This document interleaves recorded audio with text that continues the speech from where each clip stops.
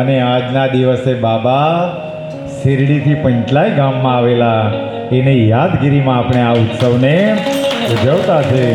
તો ખૂબ ખૂબ આનંદની વાત કે આપણે બાબાનો ઉતારો રસિકભાઈને ત્યાંથી બધા ભક્તોએ જેમ શિરડીમાં બાબાનું સામૈયું કરતા એવી રીતે ભાવથી લઈ આવતા. અને બાબા શિરડીની અંદર હંમેશા ભક્તોને કહેતા રામની ધૂન અને નામ સપ્તાહ બાબા કરાવી લેતા.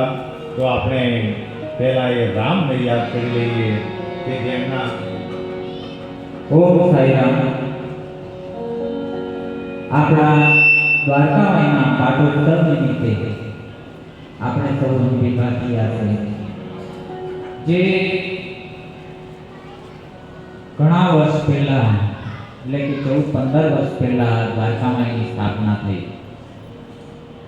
ત્યારે આપણે જાણીએ કે વડનું બીજ ભલે નાનું હોય પરંતુ એ બીજને રોપવામાં આવે તો એ ધીરે ધીરે મોટું વટવૃક્ષ થાય અને એની સાયડા નીચે આપણે બધા અને સાંઈ બાબાનું વિશાળ વટવૃક્ષ આપણા શ્રી સાંઈ શરણાનંદજીના સાનિધ્યમાં જે બીજ રોપવામાં આવેલું એ બીજ આજે મોટું વટવૃક્ષ થઈ અને આપણે એનો આનંદ લઈ રહ્યા છે એ સાયડા નીચે.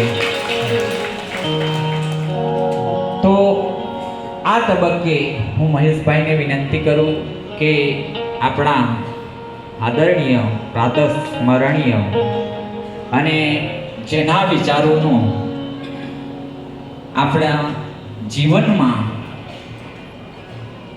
ઉતારવા જેવા અને બધા જ ભક્તો જેના વિચારોનું ગુરુ સાક્ષાત પરબ્રહ્મ તસ્મૈ શ્રી ગુરુવે નમઃ. એક વખત આપણે જોરદાર તાળીઓના ગળાથી સ્વાગત કરીએ.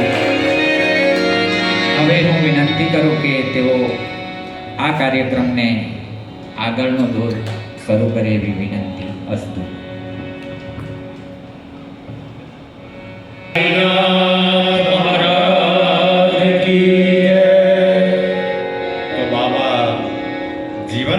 શિરડીની અંદર બધા ભક્તો વચ્ચે એમણે કોઈ દિવસ એકાંતવાસ તો સાધ્યો, પણ રહ્યા હંમેશા સમાજની વચ્ચે.